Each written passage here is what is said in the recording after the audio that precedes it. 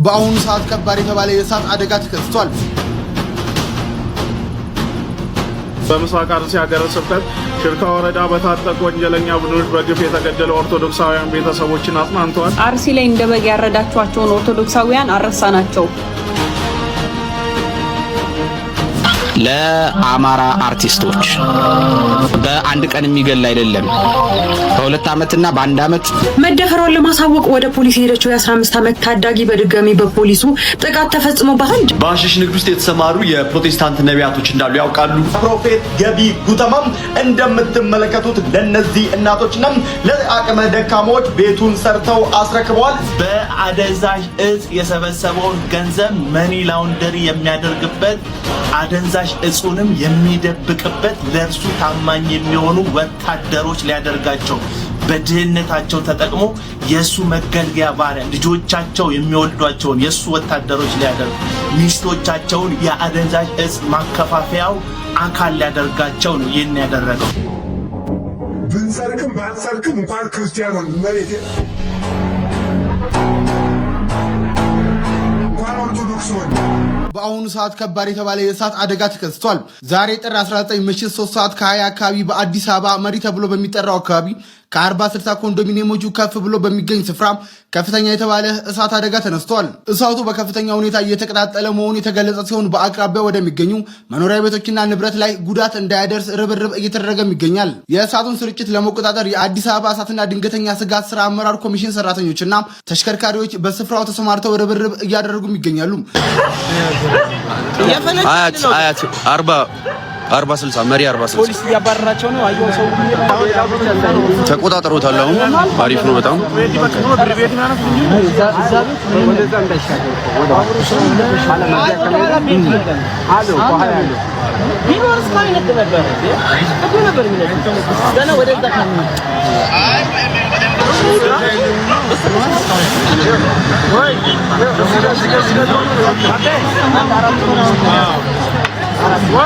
መሪ 40-60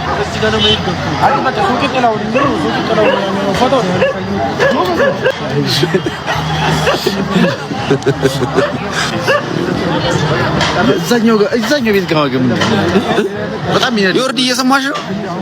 እስቲ ላኪ ላስገባሽ አንቺ። ዛሬ ቀን ጥር 19 ቀን 2018 ዓ.ም በምስራቅ አርሲ ሀገረ ስብከት በሽርካ ወረዳ በወንጀለኛ ታጣቂ ቡድን ህይወታቸውን ላጡ ኦርቶዶክሳውያን ቤተሰቦች የገንዘብና የቁሳቁስ ድጋፍ ተደርገዋል።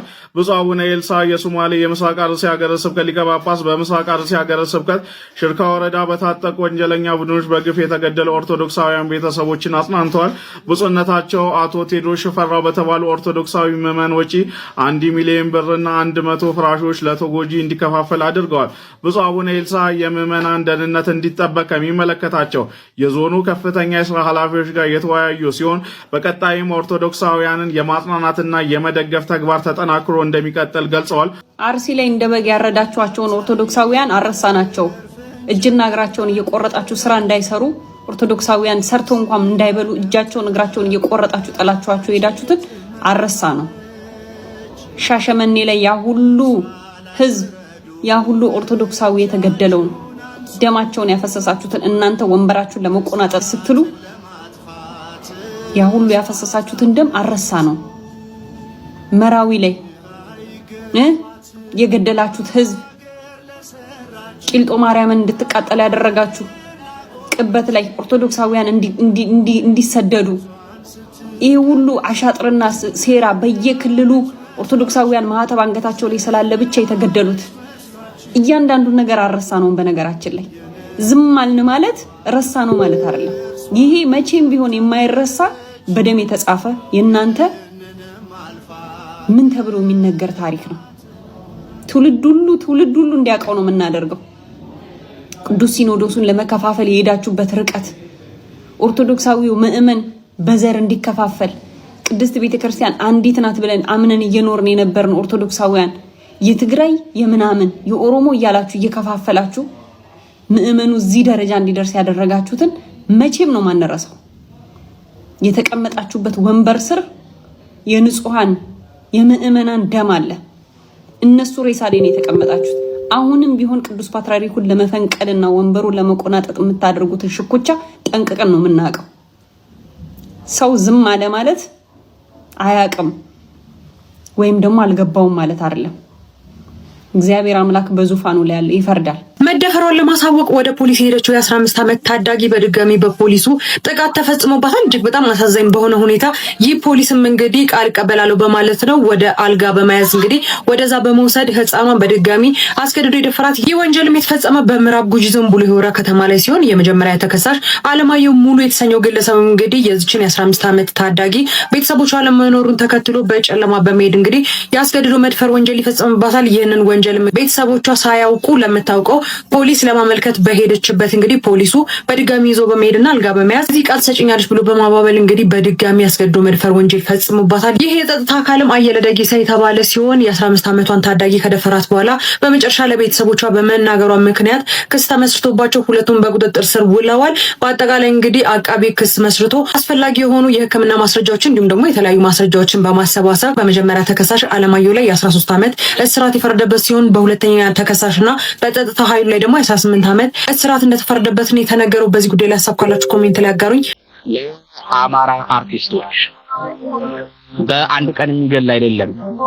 በ2 ዓመትና በ1 ዓመት በ3 ዓመት በተለያየ ኬዝ የሚገል መርዝ እየተመረዛችሁ ከማለቃችሁ በፊት ጥንቃቄ አድርጉ። ጥንቃቄ አድርጉ። ተሞክሮ እንማር። ወደንቱም ይላል አመንክም አላመንክም የፈለገ ልትለኝ ትችላለህ። አሁን በድንገት ህይወታቸው እያለፉ ያሉ አርቲስቶች ዝም ብለው እያለፋሉ። በተጠና መንገድ በስነ ስርዓት ኦሮሞማውን የማይቀበሉና የኦሮሞማውን የፖለቲካ የበላይነት የፖለቲካ ሪዮት ዓለም የማያጠነቅኑት እየተመረጡ ነው እየተወገዱ ያሉት። ስለዚህ የአማራ አርቲስቶች ራሳችሁን ጠብቁ። እኔ እንዲሁ ሸፍናል ነገር አልኩን ነው የምናገረው። በሞተ ሰው አይደለም የምናገረው። ስንቶችን አጣን፣ ስንቶችን ያጣ ነው። አብይ አህመድ ከመጣ አማራ ደም ያለባቸው የአማርኛ ዘፋኞች፣ አማራ ደም ያለባቸው የፊልም ባለሙያዎች፣ አማርኛ ደም ያለባቸው ደራሲዎች፣ አማራ ደም ያለባቸው ወይም አማራ ናቸው ተብለው በእነዚህ አካላት የተፈረጁት በሙሉ በተለያየ ታክቲክ ከመድረክ እየተወገዱ ነው። ተመሳሳይ ታክቲክ አይደለም፣ ሰው እንዳይነቃ በተለያየ ታክቲክ ነው ከመድረክ እየተወገዱ ያሉት። የኢቢኤስ ካሜራማን በድንገት ለምን ሞተ? እስኪ እንጠይቃቸው። ባህር ዳር ጊዮርጊስ የሆሳናን በዓል አክብሮ በፕሌን ቤቱ ሂዶ ድንገት ሞተ። ዋይ!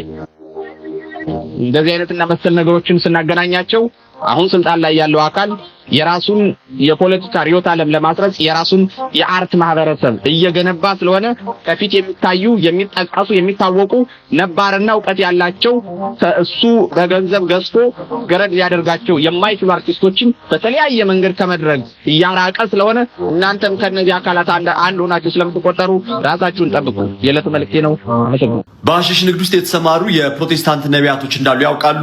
እኔ አላልኩም። የራሳቸውን እኚህን ቄስ ትሰሟቸዋላችሁ።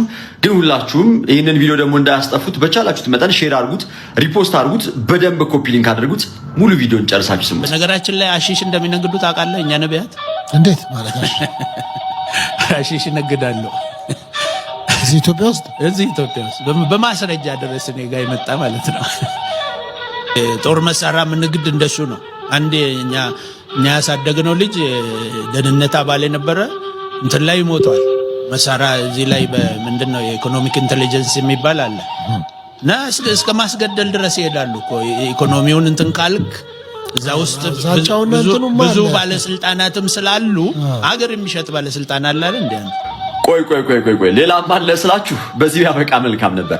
የሚገርማችሁ በየቸርቾቻቸው ውስጥ ጌታን ተቀብለዋል እየተባሉ በየዕለቱ አዳዲስ ሰዎች እንዲመጡ ይደረጋሉ እና ሲመጡ ቢያንስ በቀን 150 እንደሆነ እኚህ ቄስ ሲናገሩ ትሰማቸዋላችሁ። የሚገርማችሁ ግን የሚመጡት 500 ብር አበል ተከፍሏቸው ነው የሚመጡት። ከ500 ላይ ደግሞ ነቢያቶቹ 200 እንደው ፈርቅ ይዙባቸዋል የሚያስመጧቸው አዘዋዋሪዎቹ ማለት ነው። እኔ አላልኩም። እስኪ እኚህ ቄስ ደግመን እንስማቸው። እንትን አይደለም ጌታን የሚቀበል አይደለም አለኝ። እንዴት ነው አልኩት። እዚህ 60 ሺህ ወጣቶች ኮኦርዲኔት የሚያደርግ የሆነ ግሩፕ አለ እዚህ ከተማ። ያ ለዛ ሰው ይነገራል አለ። 50 ሰው ላከልኝ ተብሎ በአንድ ሰው 500 ነው ያኔ የተያዘው።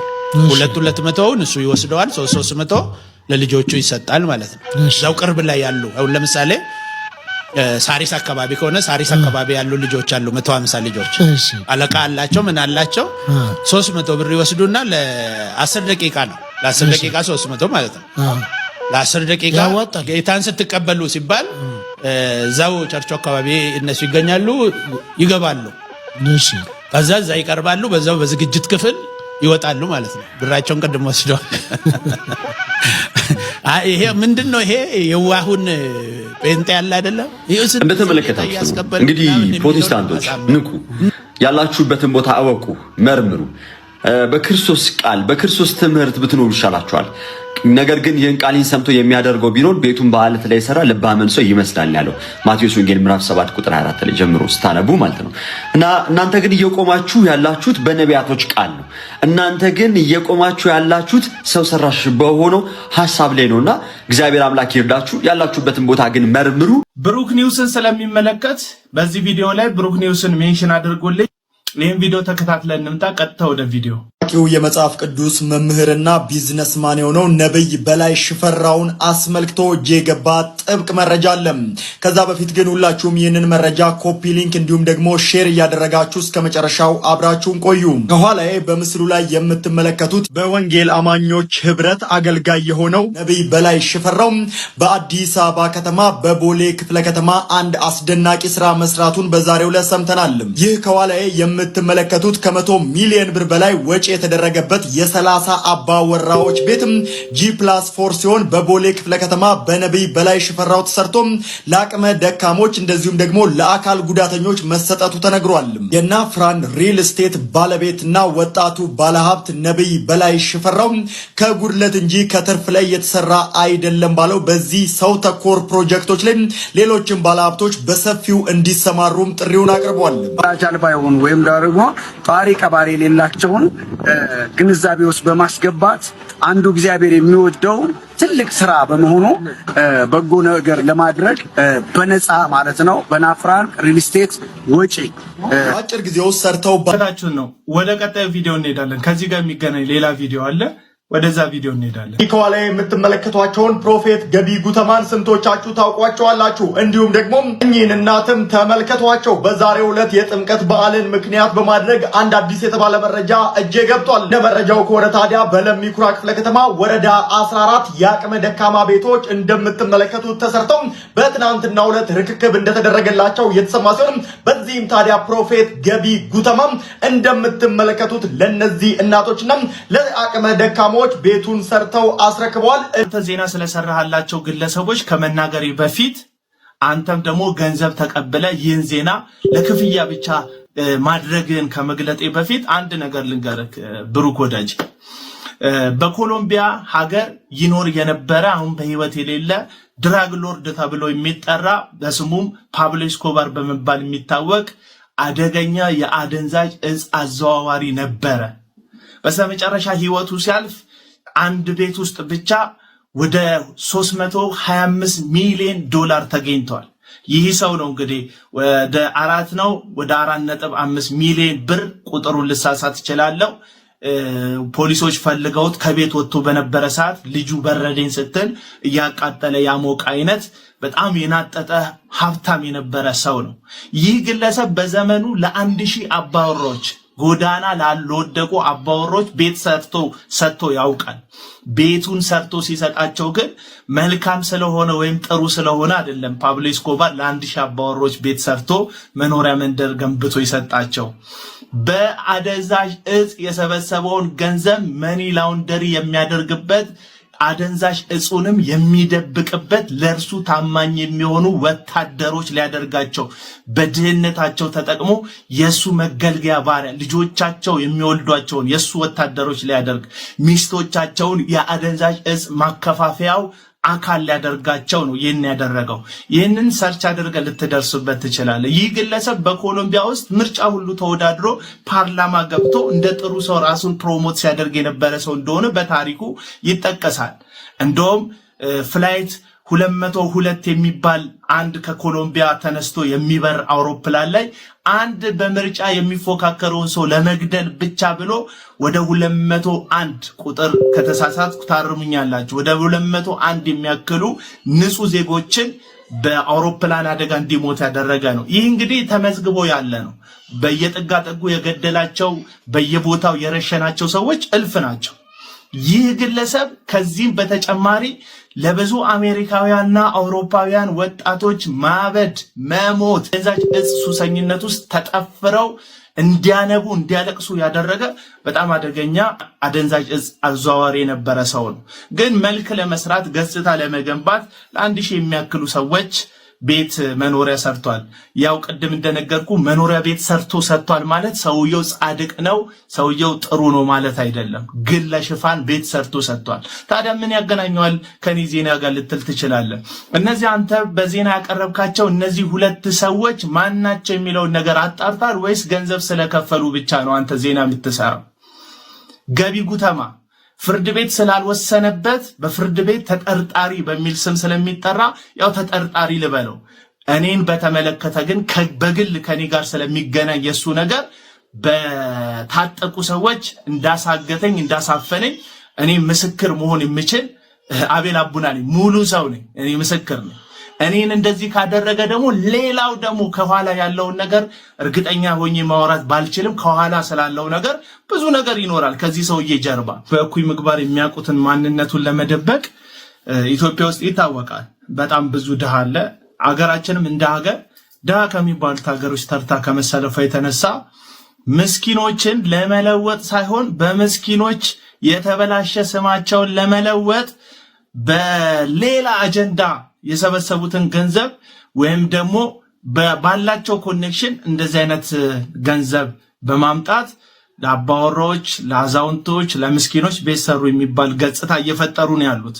ሁለተኛ ያቀረብከው ሰው ነብይ በላይ፣ ያው ነብይ የሚለውን ነገር አልቀበልም። ሐሰተኛው ነብይ በላይ ሽፈር የተባለውን ግለሰብ እሱም በተመሳሳይ መልኩ መኖሪያ ቤቶች ለአባወራዎች፣ ለአዛውንቶች፣ ለምስኪኖች ሰርቶ እንደሰጠ በዜናክ ስታስተላልፍ ተመልክቻለሁ። በዚህ ሰዓት ላይ አቶ በላይ ሽፈራው በፍርድ ቤት ከ27 ከ28 በላይ አክቲቭ የሆኑ በሱ ምክንያት ብዙ ገንዘባቸውን ያጡ ቤት መኖሪያ ገንብቼ ሰጣቸዋለሁ ብሎ አንተ በዜናው በጠቀስከው አፍራም በሚባለው ሪል ስቴት ቤት መኖሪያ ገንብቼ ሰጣቸዋለሁ ሲል በሚሊዮኖች የሚቆጠሩ ገንዘቦች የወሰደባቸው ሰዎች ፍርድ ቤት ከሰውት የሚገኝ ሰው ነው በላይ ሽፈራው ማለት ነው። ስለዚህ በየትኛው መንገድ ከሆኑ ምስኪኖች የተቀበሉትን ገንዘብ ከሆኑ እናቶች በሰባኪነታቸው በሃይማኖት አስተማሪነታቸው በትንቢት ሲናገሩ በእግዚአብሔር ስም ባገኙት ተቀባይነት የሰበሰቡትን በአመጽ ያከማቹትን ገንዘብ እዚህ ጋር መጥተው ቤት ሰሩ ምናምን ስላልክ ያንን የሚያጠፋፋላቸው እንዲሆን ነው እነሱ እንደዚህ አይነት ዜና እንድሰራላቸው የሚያደርጉት። አንተ ደግሞ ለግለሰቦች ዜና የምትሰራው በክፍያ እንደሆነ አገር ምድሩ ያውቀዋል። ገንዘብ ተቀብለ ዜና እንደምትሰራ ማለት ነው። እና በዚህ በ2 እና በ3 ዓመት ውስጥ በታማኝ የዜና ምንጭነት በሶሻል ሚዲያ ላይ የገነባከው ስም አደጋ ውስጥ አይወድቅም ወይ? ጋዜጠኝነት ወይም የጋዜጠኝነት ስነ ምግባር እንዲህ ያለውን ነገር ከኋላ ያጣራም ወይ? አንተ የፈጠርከውን ተቀባይነት በመጠቀም እነዚህ ሰዎች ሌላ እንደዚህ ተመሳሳይ ነገር በሌላው ላይ እንደማያደርጉት ምን ያህል እርግጠኛ ሆነ ነው እንደዚህ ያደረግከው? ስለ እነዚህ ሰዎች ሪሰርች ሰርታል ወይ? ገንዘቡ እንዴት እንዳመጡት ማንነታቸውን በተመለከተ ማጣሪያ አድርገ ነው ወይ ለሚያምኑክ ያንተ ተደራሲዎች ወይም ዜናክን ለሚጠባበቁ ሰዎች ዜና እያቀረብክ ያለከው? ወይስ ገንዘብ ከተከፈለ የተገኘውን ነገር ሁሉ ለገጽታ ግንባታ ታውላለህ እያልከን ነው? በአስተማሪነታቸው በአገልጋይነታቸው የሚታወቁ ሰዎች ዘገባ እየዘገብክልን ነው። እና እነዚህ ሁለቱንም የሰራሃቸው ግለሰቦች ሌሎቹ ዜናዎችክ ላይ በግል ጥያቄ እንዲፈጥርብኝ ያደርጓል። ዜና እያመጣ የምዘግብልን ስለ ግለሰቦቹ ምንም አይነት ሪሰርች ሰርተ እንዳልሆነ ጥያቄ ምልክት ውስጥ እንድትወድቅብኝ አድርጓል ይሄ ነገር ማለትና ለብሩክ ኒውስ አድርሱልኝ። ስለተከፈላችሁ ብቻ ሰዎችን በጓዳ የሚያስለቅሱ ሰዎች ገጽታ ለመገንባት ብላችሁ ሌሎች ሰዎችን መስዋዕት ባታደርጉ መልካም ነው ለማለት ነው። ብንሰርክም ባንሰርክም እንኳን ክርስቲያኖን መሬት እንኳን ኦርቶዶክስ ሆነ